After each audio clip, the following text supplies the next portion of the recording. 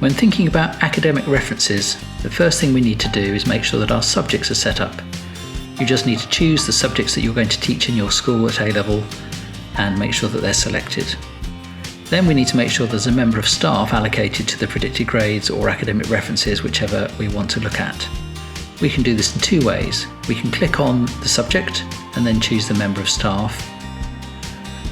Or we can do it another way. We can go to the member of staff and we can then choose the subjects that that member of staff is going to provide the references or predicted grades for. In this case, we're going to add history, geography and English language.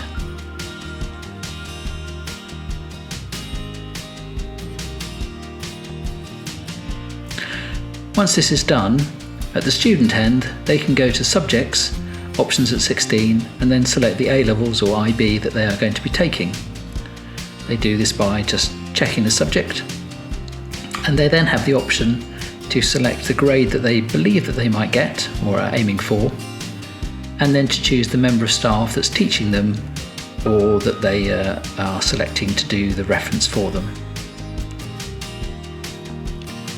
And then at the admin end, to complete the reference, we just go to the student, in this case demo reference, and at the bottom of the student page you'll find the subject references.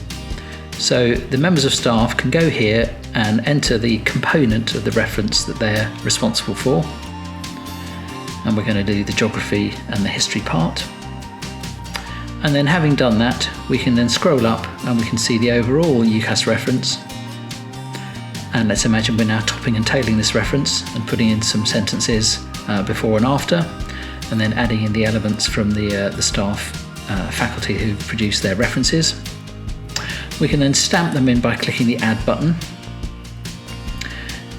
We can also then chase any members of staff that haven't completed the reference by clicking the Chase button, and they'll get an email or a notification. And we can now top and tail the reference and then save it, mark it as complete and download it for UCAS purposes.